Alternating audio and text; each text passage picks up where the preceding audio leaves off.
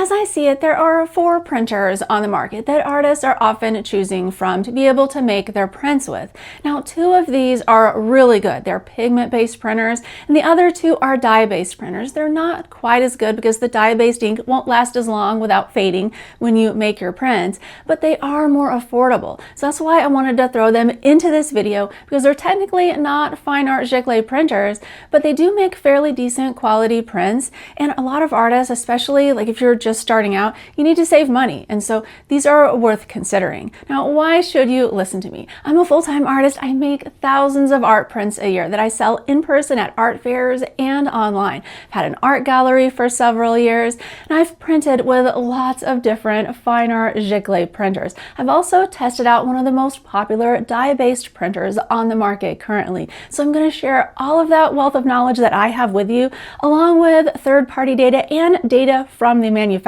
So let's get started. First, we're going to discuss the pigment-based printers. And this is because these are the traditional giclee fine art printers. They are the best quality prints that are currently able to be made on printers. So if you are a serious artist and you want to make really high quality prints that are going to stand the test of time, like not fade for 100 or more years, then you're going to want to invest in a pigment printer. But I do say invest because these are the more expensive options when you're making your art prints. But as a full-time artist, this is what I exclusively use to make my prints because I want them to last that long. I want a person, when they buy my print and hang it on their wall 20 or 30 years down the road, I want the colors to look just as vibrant as they did when they initially purchased it. And so because of this, paying that extra money is worth it. And out of all of the pigment-based printers that are on the market, the 2 that I think are the best options for artists, especially if you're just printing out of your home and you don't need to print like really super large, are the Epson SureColor P900 and the Canon imagePROGRAF Pro 1100. I personally use the Epson P900 in my business to make almost all of my art prints, except for my extra large ones that it doesn't fit, because it will print up to 17 inches wide. So anything bigger than that, you're going to need to use a different printer, like a bigger one. But for all of my prints that are 17 inches and smaller, I'm using the Epson P900. As for positives of this printer, it is the most affordable on ink cost of all of the pigment-based printers that are currently on the market that have given out actual data or have third-party data. And this is really good because for me in my business, I'm making thousands of prints a year. So if I can even save 10 cents a print, that's going to translate into some real monetary savings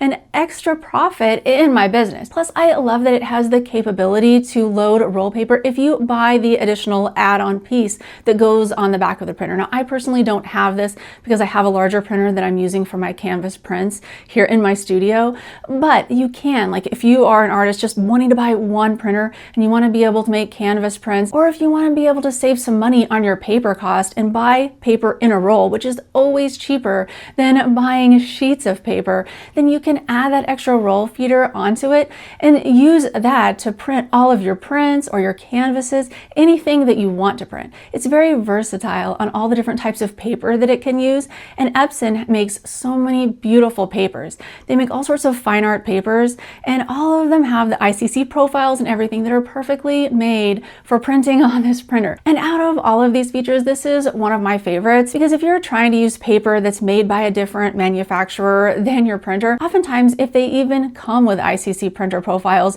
they won't look exactly right with the colors, and you're going to be ending up fiddling around with all the colors and Photoshop trying to get everything to print right. And I just like to save myself the hassle of doing that. So that's why I like to use Epson printers, because they have the most amount of papers that are fine art papers for artists to be able to use in their printers, and everything's just going to work right with them, and you don't have to worry about your colors not matching and not showing up the way that you see them on the screen and everything, because you have the ICC printer profiles there for you that come with the printer or come with the papers when you order them. One of the big downsides though with the P900 that I've experienced is sheet feeder issues. Man, when I got this printer, I had so many problems with the sheet feeder. like 1 out of 6 or 8 prints, maybe 1 out of 10. I know it was a lot. I was having go in all wonky and it was just awful. I've made some videos about that. If you want to learn and see in more detail the frustration that I was going through, I will link them in the description.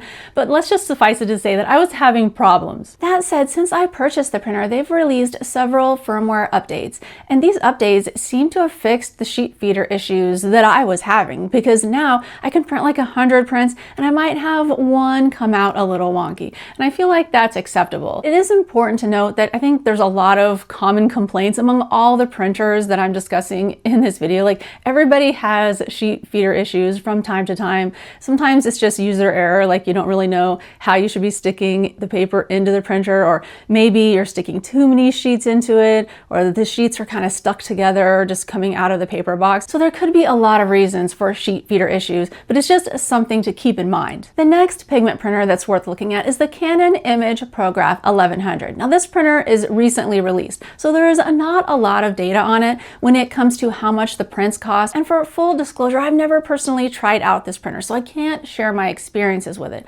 But it is priced at roughly the same as the P900, and it has newer updated features, so it's definitely worth considering. Since it's so new, most of the third-party data that we have on it is about the Pro 1000, which is its prior model. That model costs more per print than the Epson P900, but also the prints faded quicker, and that's why I didn't really ever want to invest in the Pro 1000. I've also had a lot of problems with Canon printers in the past. Like, whenever I first started out my career, I had lots of ink heads burn out. After only using them for 200 or 300 prints, the ink heads would clog and then I'd have to replace them. Some of it would be on warranty, some of it wouldn't.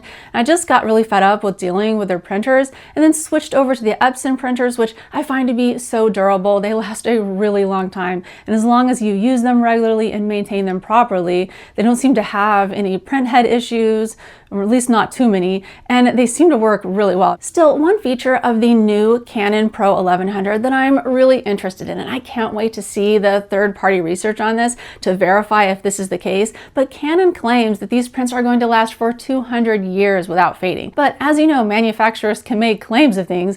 I don't really believe a longevity test until I see it from a third party like Wilhelm's research, which is the gold standard for seeing how long prints will last. And the Epson P900 has those tests. I will put the Wilhelm's research on it in the description if you want to check out exactly how long the prints will last without fading. When it comes to paper sizes, the Canon Pro 1100 can take the same sizes. It can go a 17-inch wide, just like the P900, but it does not have the additional roll paper feeder. Another aspect of this to consider between the Canon imagePROGRAF and the Epson P900 is that the Canon imagePROGRAF is bigger. It's twice the weight, and it's quite a bit of a bigger footprint when you're having it in your studio. All of that said, if I were starting over again and needing to purchase a pigment-based printer, and I were deciding between the Epson P900 and the Canon Pro 1100, I would go with the Epson P900 because it has the additional roll feeder adjustment, so that gives more flexibility for an artist starting out, and the prints are cheaper. And both prints, whether you make them on either printer, they're going to look amazing. They're going to be the best prints that you can possibly get because they are the best pigment-based printers on the market. And because the price of the printers is roughly the same and longevity are both over 100 years on either printer, it's kind of a toss-up on those features. But the aspect that I see that kind of tips the scales on the Epson is that it can take all of the Epson printers natively. It has the ICC profiles for those. I just like to make my life easier when making prints. Plus, I've used Epson printers for years and had really great experiences with their durability. So because of that, even though there were some sheet feeder issues, I would go with the Epson P900 again. Now, moving on to the dye-based printers. Now, these are not archival quality printers. You cannot make giclee prints with them, but you can make decent looking art prints with many of the dye-based printers on the market. One of the things about these printers is that they're often half the cost of a pigment-based printer, sometimes even less than that. So you can save a lot of money going into it on the front end of purchasing a printer. But there are some big downsides, and one of them is that they're just not going to last as long without fading. Still, for a lot of of artists, especially if you're on a budget, then a dye-based printer might be the best option. Especially if you're just starting out your art business, you're testing the waters, you're seeing if you can sell prints, then it might make more sense to start off with one of the cheaper printers and then upgrade to one of the pigment-based printers a few years down the line once you can kind of prove yourself and know that your art business is going to be able to support the investment of the pigment-based printer. Out of all of the dye-based printers on the market, I've picked the two most popular ones to discuss in this video. The first printer that we're going to take a look at is the Epson EcoTank ET-8550. Now, reasons why I love this printer: it is super affordable to purchase, and the ink cost is the lowest of any ink cost that I could find on any dye-based printer that produced decent quality looking prints. So if you're wanting to go with the ultra budget option, then the Epson ET-8550 is the printer for you. I got one of these printers and tested it out, compared the quality of the prints between the ET-8550 and the Epson P900 that we just discussed earlier in the video. And the Epson P900 makes prints that I consider an A+ quality. The ET-8550 makes prints that are about a B+. This is still good, and for most customers, when they look through a print bin and they see the prints from the ET-8550, they're probably not going to be able to tell too much of a difference between those on the P900. As an artist, I can tell the difference, and that's why I downgraded them a little bit in their quality level from the letter score grades. But ultimately, they are good quality prints. They're decent. They're not going to last as long, though, as those pigment prints from the P900 without fading. So that's something important to keep in mind. Other things you should know about this printer: the ET-8550 only prints up to 13 inches wide, and there's no capability of sticking on a roll sheet feeder or anything like that that comes with the printer. You're also limited on the amount of different media that you can stick in the printer. You can't print on certain types of things like canvas very well. It doesn't have any ICC profiles that come with that, but some people have figured out ways to kind of hack it to use canvas by printing with its velvet fine art settings. So you might try that if you're wanting to use the 8550 to print on canvas, but you'll have to cut the sheets yourself and everything, and it would be a real hassle to do, honestly, in my opinion, and I wouldn't do it. So I see that as a negative. Another downside with the ET-8550 is whenever I tested out matte papers on it, I didn't think the prints looked as good as they did with glossy or luster paper. And a lot of the fine art papers, if you did want to put them into this machine and try to use them,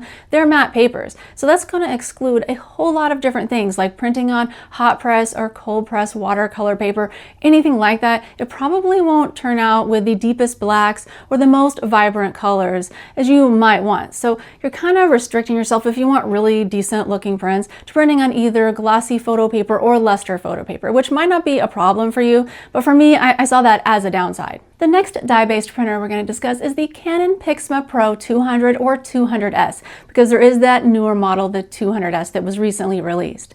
But ultimately, this printer costs more for the ink per print than the ET-8550. It also prints up to 13 inches wide, and it cannot accept roll sheet feeders or anything like that. And I'm speculating here because I haven't actually tested this printer out. I will at some point in the future, but for now I'm just looking at it compared to the number of ink cartridges it has versus the 8550. But the Canon PIXMA Pro 200S has 8 ink cartridge slots. Now the ET-8550 only has 6. So because of this, my guess is that the prints will look slightly better on that Canon printer because it has more different types of inks, so we'll have a wider color gamut usually. But like I said, this is my speculation. I have no prints here to show an apples to apples comparison for you. And third-party data shows that the Canon prints will likely fade quicker than the ones on the Epson ET-8550. So all factors considered, if I were starting over and wanting to buy one of these two dye-based printers, I would go with the Epson EcoTank 8550 because the prints have more longevity in their light fastness, they are cheaper to make, and the prints look really good for an entry-level printer. If you've made it this far in the video, your mind might be spinning with all of the different options on these printers. So I've made a free comparison guide. You can get that down in the description. You don't need to type in your email for it or anything. It's just a page on my website. But I've laid everything out, all the things you need to know about each of these printers in a really convenient table that you can scroll through and see what all the prices are, the sizes of everything, the print papers it can take, what the prints cost per print. And I've also included all of the most up-to-date third-party research on the printers so that you can really evaluate these and choose the best printer for your needs. And if you'd like to learn more about making your own art prints, I have a whole bunch of tutorials. They're in this playlist, It's going to show you everything you need to know about making your art prints at home and making them look amazing. So definitely watch those videos. All right, thank you so much for watching. I hope this video helps. See you next time.